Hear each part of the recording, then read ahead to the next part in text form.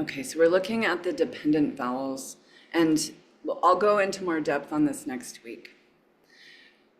So each consonant is inherent with the letter a. But if you want to change it as, let's say the word Shiva. Shiva has an I in it. So where is the I? We have two I's. We have a short I and we have a long I. You would use, notice, this is very complicated. Notice how the short I comes before this little dot, circle of dots. So the short I will come before the consonant. The long I will come after the consonant. And you'll see it if you look at any written Sanskrit. The letter U, the short U, you attach this ligature to the bottom of the consonant. For the long U, it's sort of the same shape flipped over. It is the same shape flipped over. And on through the vowels. Yes, Natalie. Hello. Is this kind of like I before E except after C, where it's just one of those things after or is there like when you're actually pronouncing the word, will a long I always be after a consonant? It is the rule that it will always be after. So, yes, I know that is, let's see. So let me pull up, oh gosh, you guys. This is like a beautiful can of worms. And I need to bring my thing to front. Oh my gosh, I lost the window where I see you. Hold on, how do I stop share? Stop share, there. All right, I'm gonna reshare.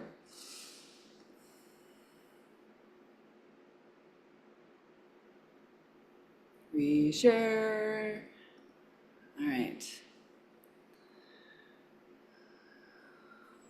There's a nice little tool here, an annotation tool.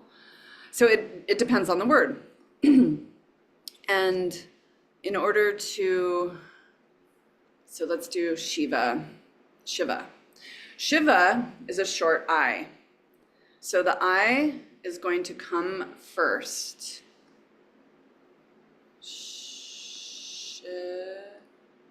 I'm drawing all the consonants first, the bar across the top next, and then the I. Shiva. Let me find an example of a long I. Let's see. I have a verse here I was going to read. What's a long sound? This is what happens when I go off script a little bit. It's okay though. I'm just sweating a tiny bit. Okay, so if you are a practitioner of asana, I'm going to change the color. The word head, shira. So we have shira. Hold on. There we go. Aha. There, I can change the color. So it's similar. Here's my S. It's not a beautiful one. It's a long I. So this is the sh, the palatal S, sh. I'm sorry, dental. With a long I. Shi-ra.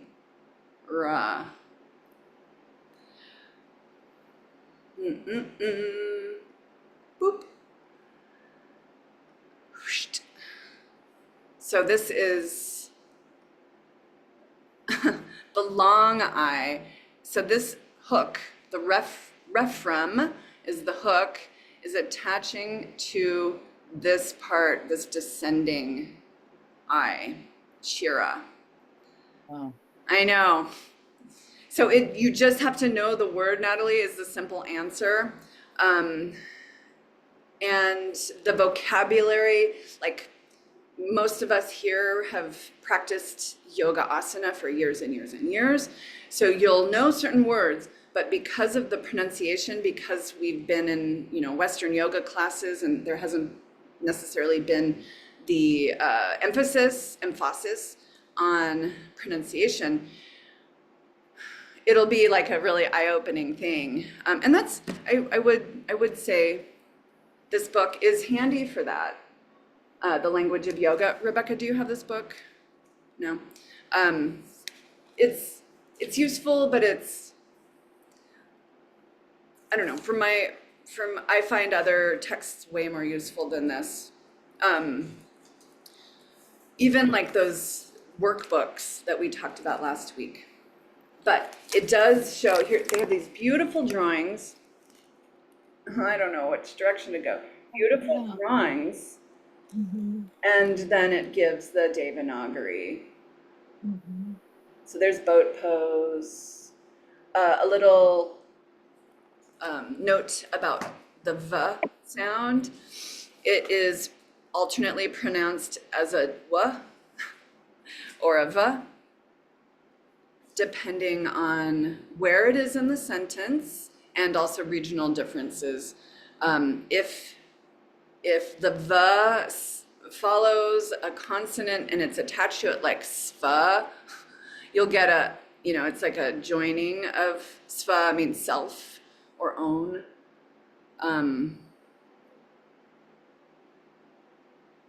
It'll often be pronounced as a W sound, wa.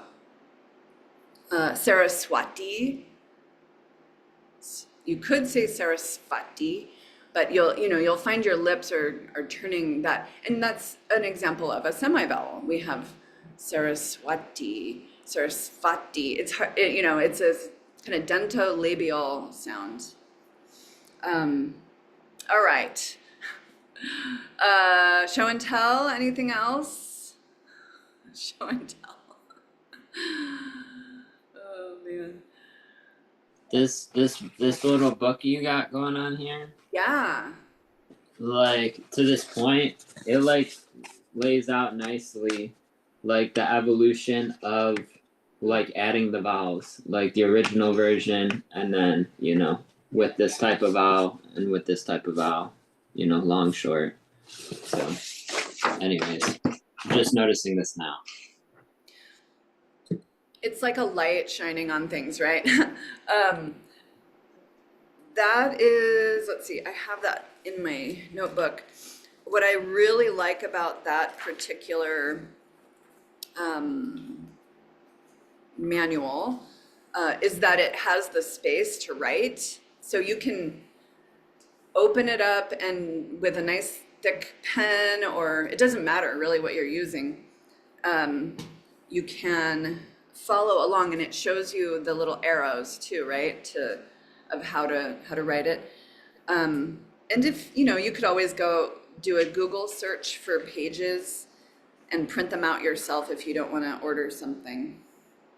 There are lots of resources, and YouTube has more things than you can look at in a lifetime that will help in this as well. All right. I love how inquisitive you all are. This is so wonderful. Rebecca, do you have any questions or comments?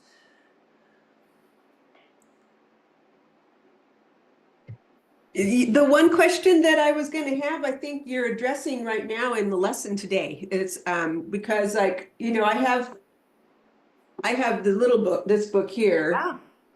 And the second A sound like in ask, the double A. I was going to ask about that, but that's being addressed already with the dependent vowels, I think. Yeah. So because I was like when we were learning the vowels last week, you know, it was ah, and so I was like, oh, where does this fit in? Because it's a ah instead of a ah, right? So Yeah. yeah. It's So that yeah. I'm really glad you had that intuition. I think you are all there. And like Natalie said in the chat, she sings Sanskrit letters everywhere. And knowing the kind of standardized Romanized versions of the letters is very useful. So with that, I want to show you a Bhagavad Gita verse that I'll pull up on the screen.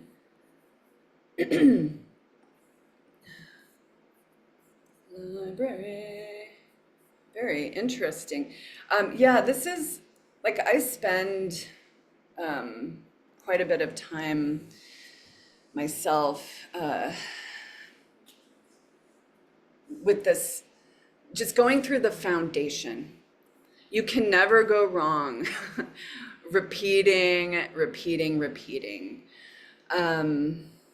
And I have a really lovely quote that I'd like to share, which is from one of my teachers in this on this lovely path.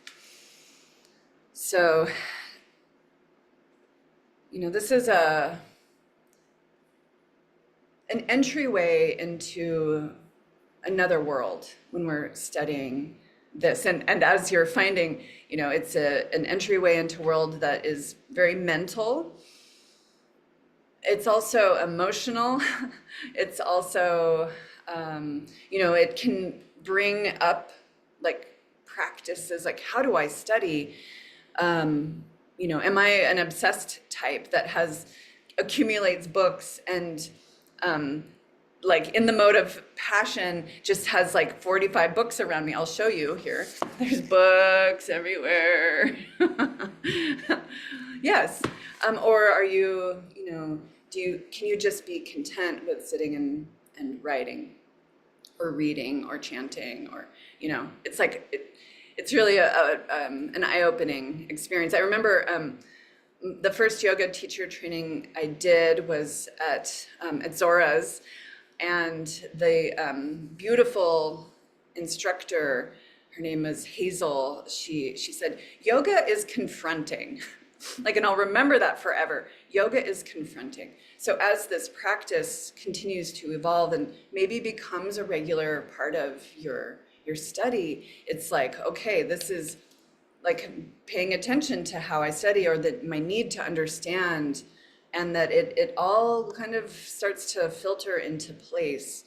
But like also taking that moment to recognize that it's like in confronting in a good way, like it's eye-opening. So here is this, like, because we, you know, we have an interest and it's here in front of us. Here's this quote. So this is from a teacher at the Ananda ashram in New York. To this day, the syllables of Sanskrit continue to carry the spiritual inheritance of ancient Vedic wisdom. Let me read that again.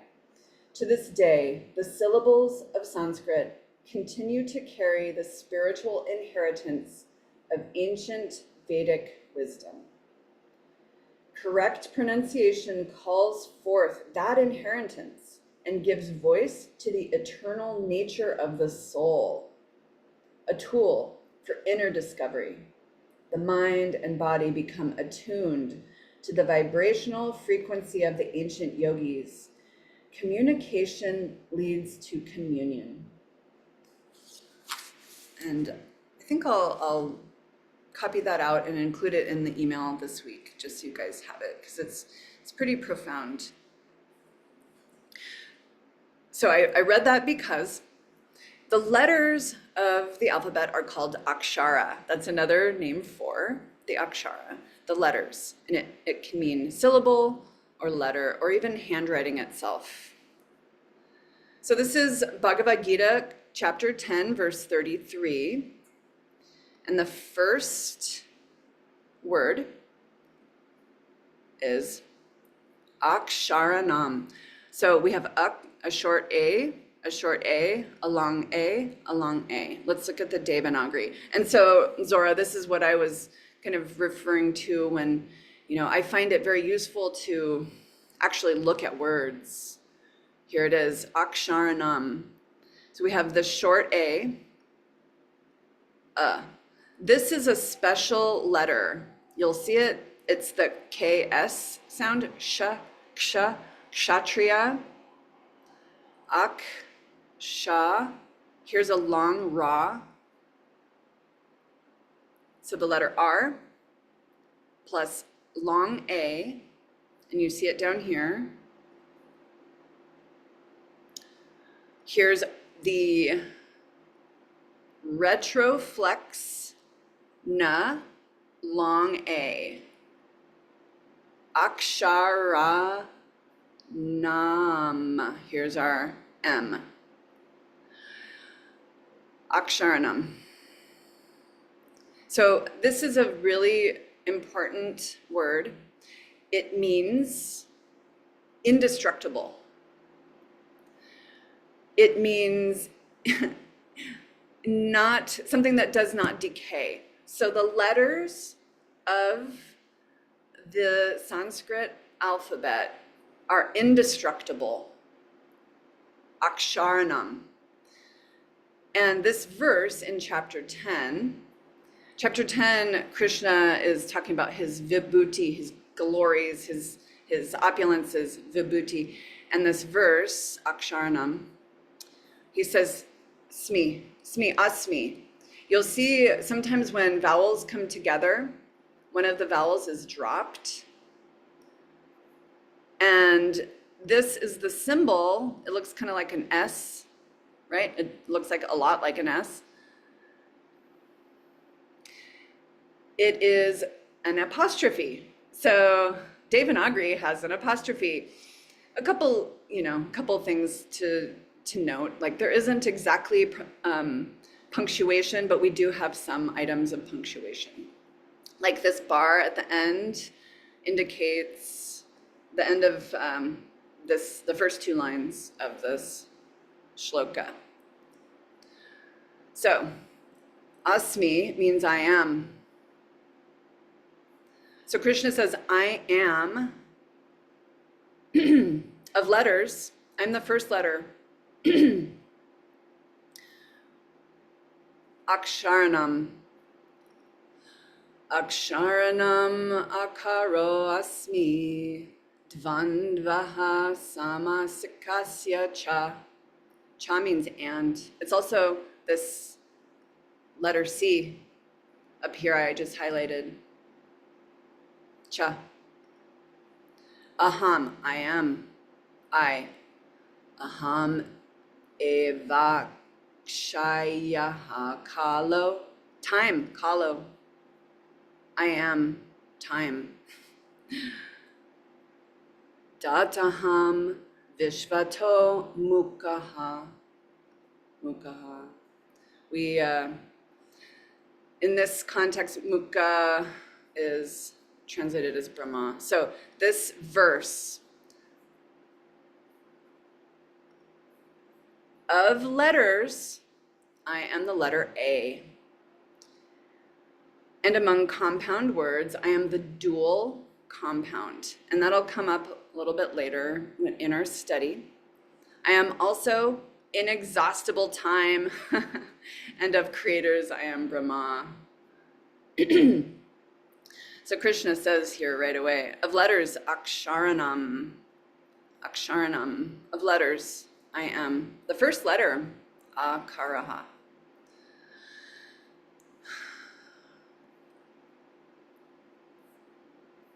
Here's our akṣarāṇām.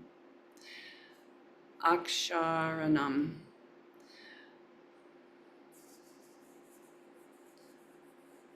We'll, moving forward, we'll look at more verses, but this is just a really powerful thing to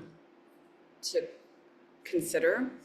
So the word for letters, syllables, akṣarāṇām, akṣara, is something that is, that will not decay.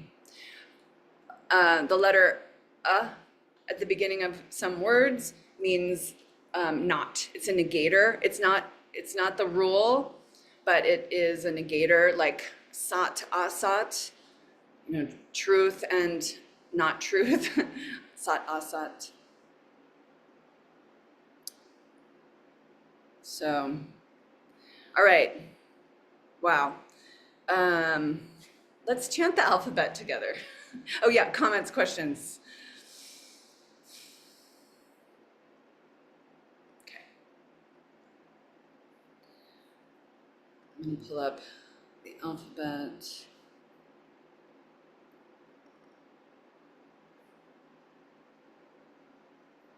So of letters, I am the first letter. Just real quick, I I titled this class, this workshop, the alphabet as a tool for meditation from A to H. So here's our and here's our H. And these, the conjuncts here at the bottom, they're not technically part of the alphabet, but they're included on a lot of charts because they're so common. So from to H, from A to H.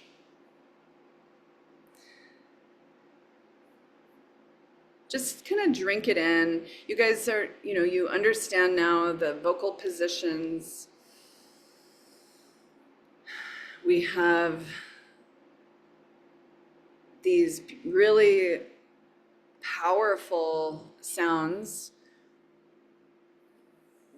There's even this idea of meditating on the sounds themselves and then taking that into a written practice. So it's integrating it on a few levels.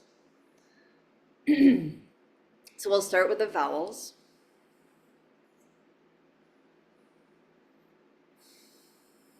Relax the muscles of your face and throat. Take a few grounding breaths, breathing through the nose.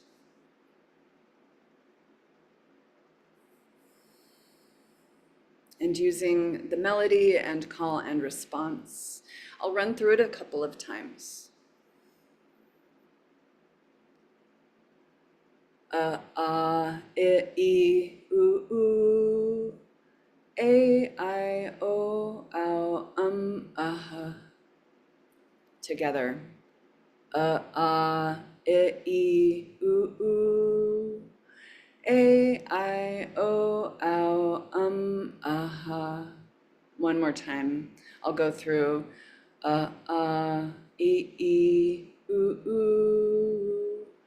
A, I, O, ow, Together. U. A, I, O, ow, Let's do the difficult ones for our mouths. R, l, lr. R, l, lr. Again. R, l, lr. So see how these are drawn, and it feels like this in your mouth. If that makes any sense to you. R, r. So the first r has just one little scoop. The second one, if you can see it, has two. R, r. Same thing with the l, the vocalic l. Le, r, l. They sound similar too. R, r, l, l. But the r comes from the center of the palate. R, r. This l comes from a little bit closer to the teeth. To the teeth and back. L, l. R, r, l, l. Let's do all of them together, all the vowels. And if you're comfortable chanting along with me for both the call and the response, please do.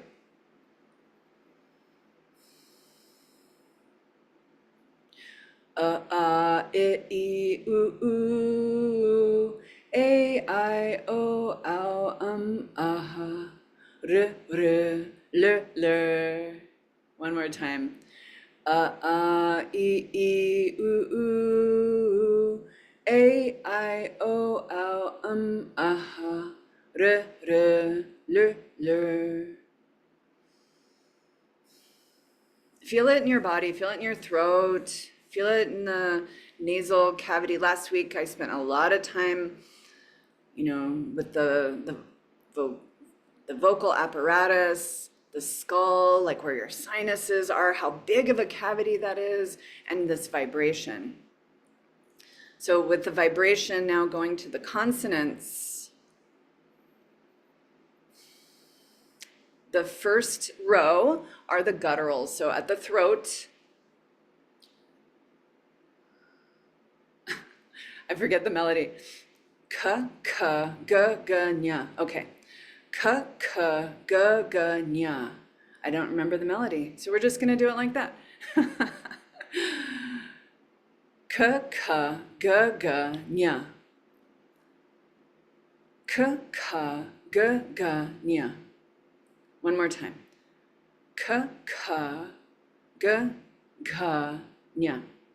So I want you to look at some letters here. The ka looks a heck of a lot like the aspirated pa. And just so you see the difference, the pa is connected at this first line. At the top, the very first stroke you make connects to the top. But the ka is more like an infinity. I'm just gonna call it an infinity, and I can zoom in. Let's do that, let's zoom in. The aspirated ka looks kind of like a ra, and the ra is down here. And the va together, but on the ka, see how this shape attaches to the descending bar. Dukkha has this ka. Dukkha. You can feel it in your throat. Dukkha. So when you're reading, when you're looking at your Sanskrit, sukha dukkha, ka is this aspirated ka. Ga. Fortunately, it doesn't really look like any of the, well, it sort of does look like one. Ganapati is the name for Ganesh. Ganesh. Ga. It sort of, kind of looks like the dental na. So when you're writing, just know that ga. And look it up, look at Ganapati or Ganesh. This one confuses me a lot still. Like I was reading this morning. The aspirated ka looks a whole heck of a lot like dharma. So this dental, so just calling this out so you know as you're reading and when you're practicing writing. The last one in the group, nga, ganga, nga. It looks like the cerebral da, Danda, danda. Dandasana, danda. That's a da, da, da. Danda. Do you know what danda means? Anyone? Stick, staff. Yep. So when we say dandavats, that's a gesture where your whole body goes to the ground in a mood of, humility. Dandavats, I bow to you. Namaha, I bow to you. Stick pose. Chaturanga Dandasana. Chaturanga, four. Chaturanga, four limb stick pose. Danda. That's this D. Okay, we're still chanting. The second row down. Coming from the palatal area. Cha. Cha. Chutney. Cha. Cha. The long, or the aspirated cha. I don't know. I don't see this a whole lot. You see it though. Cha, cha. Ja, cha. Nya. Ja, jaya. Jaya. Jai. So this, or jiva, that's another good one. The aspirated ja, yeah, you kind of don't see it a whole lot. Don't worry about it too much. Nya. This one you do see. Pancha. The word for five. Pancha. Pancha. So let's chant that. Cha, cha, ja, ja, nya. Together. Cha, cha, ja, ja, nya. Cha, cha, ja, ja, nya. Together. Cha, cha, ja, cha, nya. The pronunciation of the hard and soft, the not and the aspirated, it's pretty subtle, but there should be a little bit of a vocal, like, just a teeny tiny, like here, cha. So it's almost a softening in the throat. Cha, cha, ja, cha, nya, nya. The tongue sort of flattens at the back of the palate. Cha, cha, ja, cha, nya. All right. Our first set of ta and does. This is the cerebral ta. So tongue at the roof of the mouth, right in the center. And thinking about last week, talking about the nervous system, the glands and this mohawk that goes down the center of your skull. When you press into that place, ta, ta, ta, it is said to stimulate into the brain. Ta, ta. So we have ta, ta. And here, think of like if you're looking at the shapes and thinking about it as a visual, ta, ta. We have a ta, it's like completing the circle. A shorter ta, ta. Here's our da, da, danda, da, da, da, da. I'm pronouncing it like a long A, but it's more of an aspirate. Da. Na, na. Na. Ta, ta, da, da, na. Together. Ta, ta, da, ta, na. Feel that at the roof of the mouth. Ta, ta, da, ta, na. Together. Ta, ta, da, da, na. Take a few breaths. Chanting, sometimes you can get lightheaded if you're not breathing in a circular way.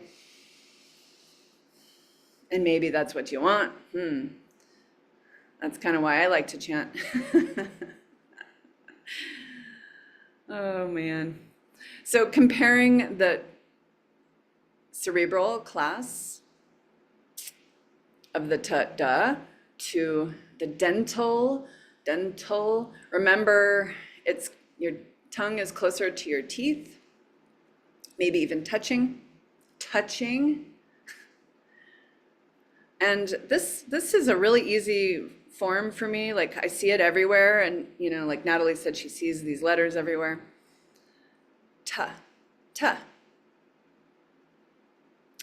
Sat. Ta. Sat. Chit.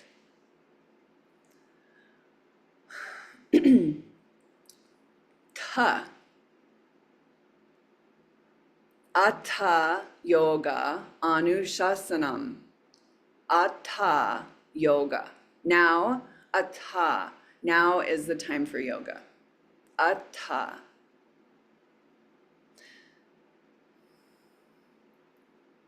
Da. Deva. Da. Ta. Dharma. Na. If I was to write out Natalie, I'd probably use this na. And that might be a fun exercise, you guys. Find the letters that correspond with your name. Zora, I don't even know what I would use for a Z. Probably, I don't know. Let's just think about that one. Maybe we even use the cool ksha. So back to our fourth class here. Ta, da, ta, na. Feel how your tongue kind of comes to your teeth for na. Ta, da, na. Really exaggerate that tongue at the teeth. We're not going to talk like that or pronounce it like that all the time, but to feel it. Ta, da, na. Ta, da, na. Ta, da, na. All right. It's worth noting that in the fifth class, we have some letters that might look the same as others. Pa. Pa looks kind of like ta, except it's upside down. Pa looks kind of like pa. Pa. Kind of looks like sha. See how sha has this sh, this strike through it?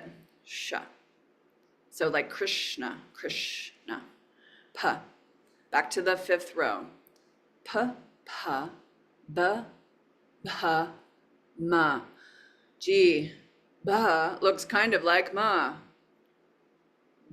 Ba, bhakti yoga. This ba, Brahma, ba, Brahma, bhakti, ma, maya, mrityu, pa, ba, ma. So you hear it in spoken language. It's harder to sort of force, I'm just going to use the word force, to compel the mouth to so like strictly make sounds like this. It feels weird, it feels forced. But once you apply this to the letters, it'll make more sense. We just have a few minutes, so I'll try not to get myself too distracted, but let's run through this a couple more times, this pa, and then we'll do the entire alphabet. Pa, ba, ma. Pa, ba, ma. Twice more. Pa, ba, ma. Last time. Pa, ba, ma. Take a few breaths. What I really wanted to get to today are our semi-vowels. and the application in mantra, but I'll save it for next week. So we have ya, yoga, ya, ra. We have this really cool shape. It's super fun to draw. It looks like a lightning bolt. Ya, ra, la, va, or wa. Ya, ra, la, va. Together. Ya, ra, la, va. Ya, ra, la, va. The semivowel is a little bit between the consonant and a vowel. The word actually means following a vowel, the Sanskrit for semivowel. Anu, the word anu means to come after, and the semivowel. So we have, I lost my notes, but they're anusvara.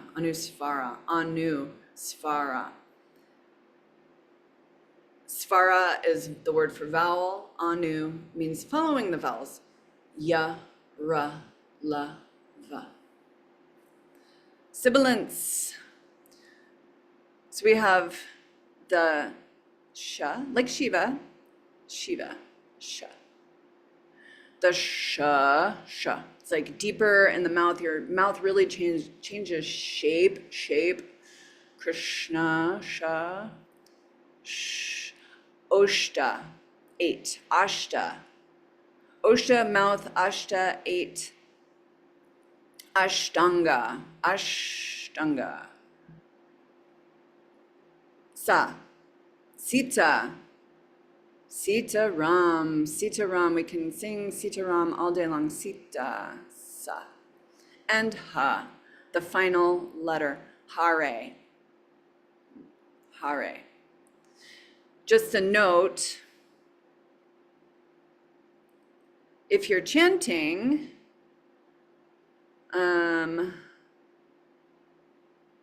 well, no, I'm gonna skip that.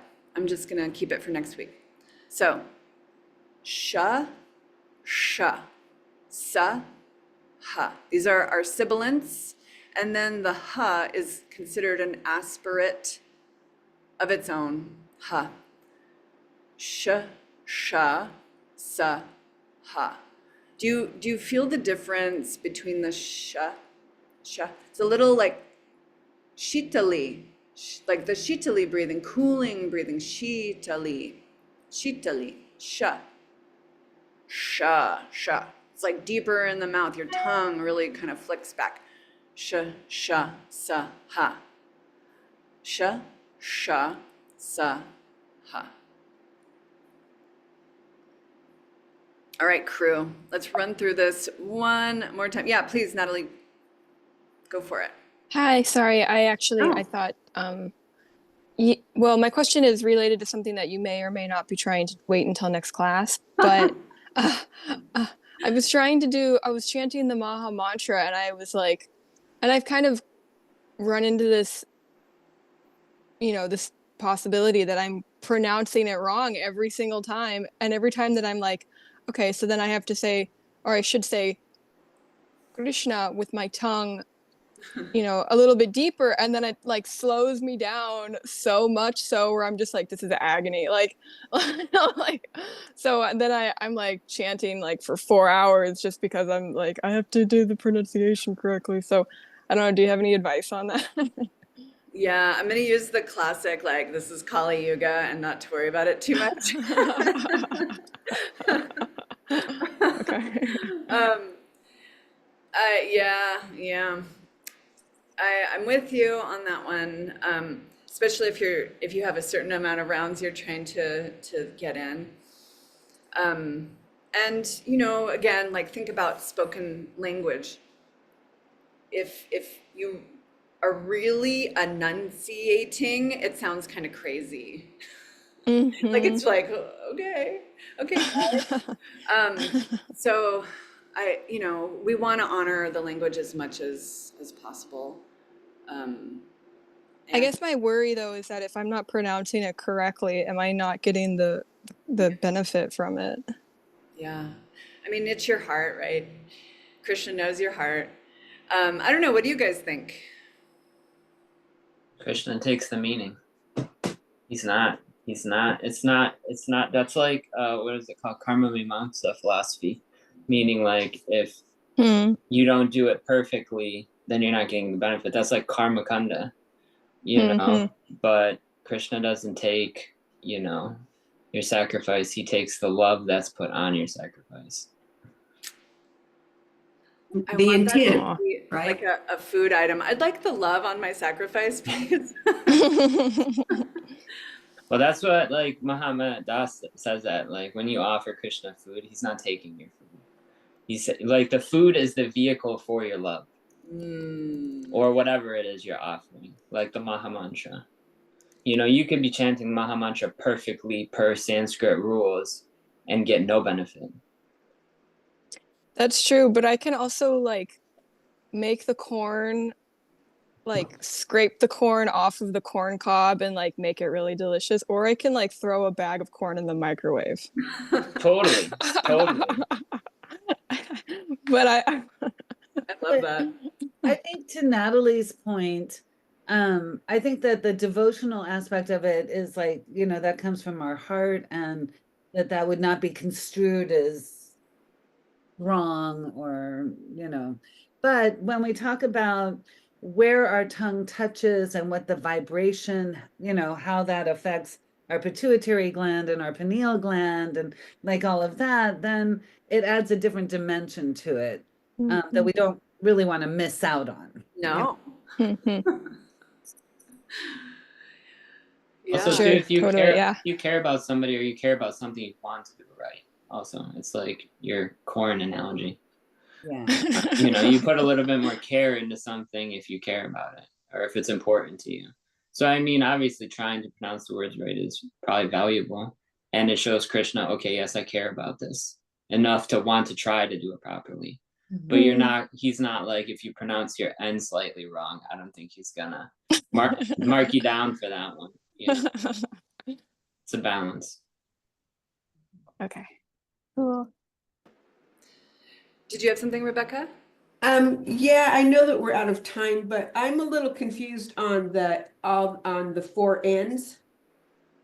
Yeah. Like, I know in row 2, I think that's the nya, nya, nya. Yeah. But the other 3, is it just tongue placement in the mouth? Let me pull the chart up again, because really it's the application. So the first one, Yeah, yeah, yeah, yeah. yeah. It's like right in the back of the throat. And if you say the word Ganga, Ganga. Okay, yeah, I feel it. so Yeah, the G, you're in the same class, and it just goes together. Ganga, Ganga, Ganga. In the next row down, and the example I'm going to use forever is the number 5, pancha, pancha. And the na, nya, follows the cha, pancha. So it's really going to be dependent on the word and the pronunciation. Shna, shna, Krishna. That's why number 3, the sh down here, the sibilant that we're using, sh, is in the same. It's a cerebral sh, shna, shna.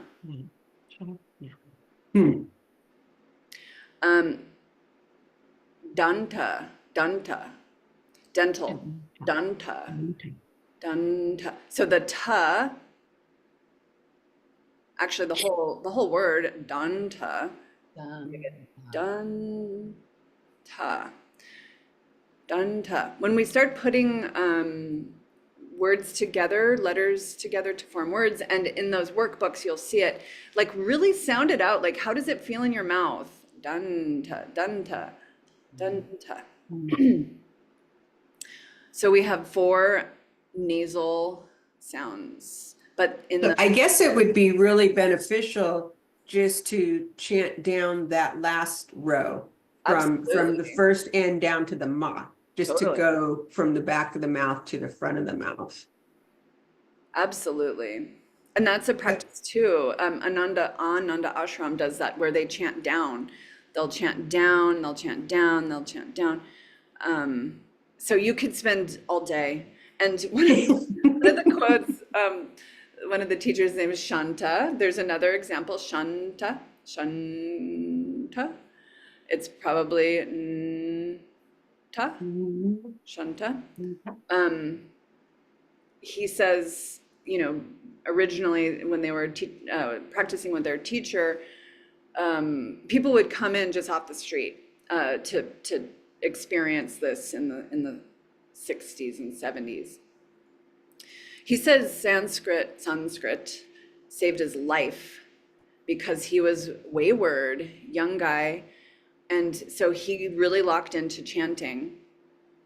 And someone would come in off the street and say, what are you doing with these kids? These are 19, 20, 22-year-old kids chanting the alphabet over and over, or chanting a mantra, chanting Mahamantra for hours and hours and hours.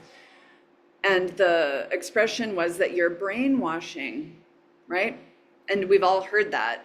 You're brainwashing these kids by chanting the alphabet. So this famous quote is, well, their brains need to be washed, right? We've heard Prabhupada say that too.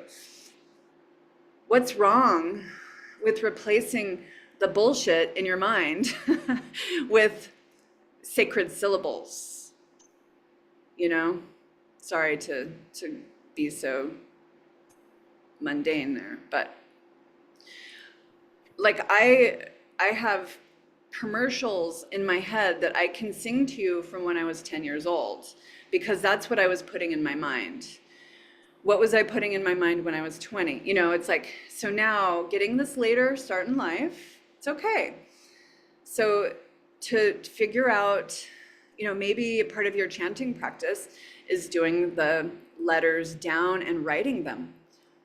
Nya, nya, na, na, ma. You could write it down as you write, as you chant. I don't know. What do you guys think? I want this to be a group thing. And if anyone needs to go,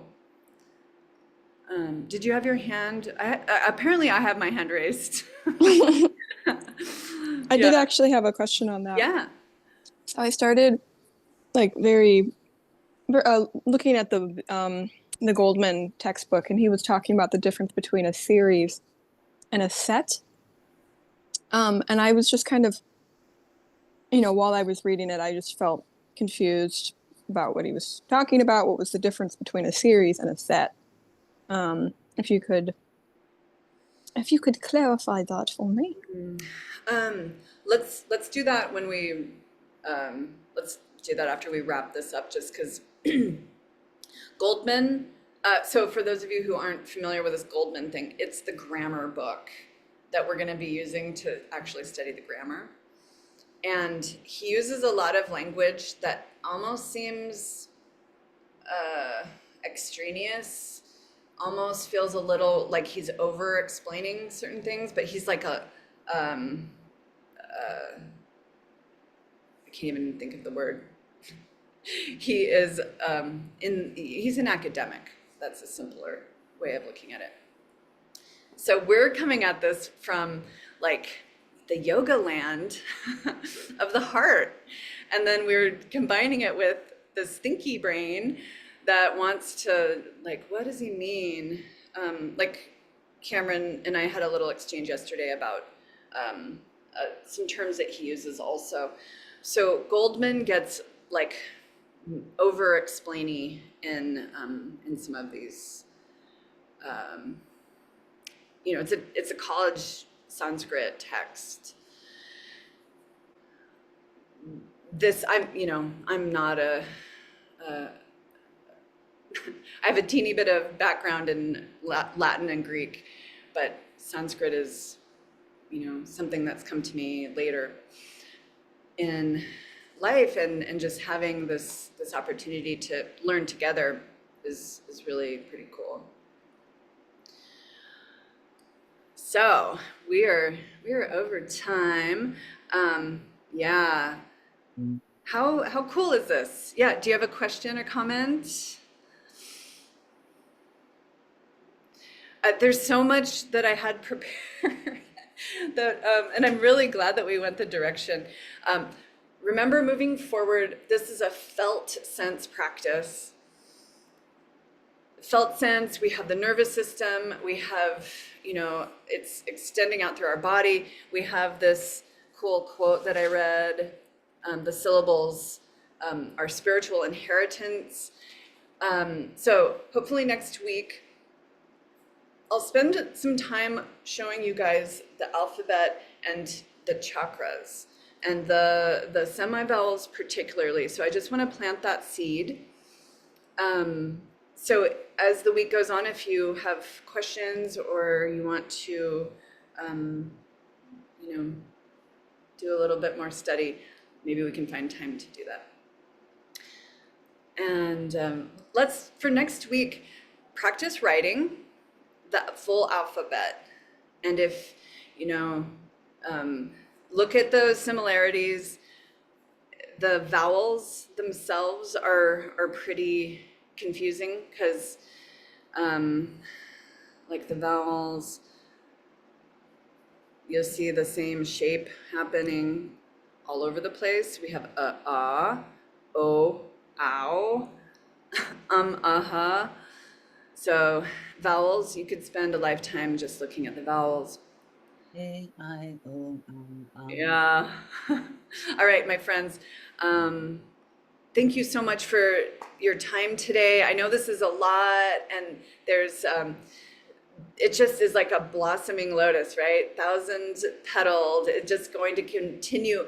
And that's an important thing to think about too. It's a continuous thing. This is an eternal thing. Nitya is eternal. The symbols, the akṣara, are unbreakable.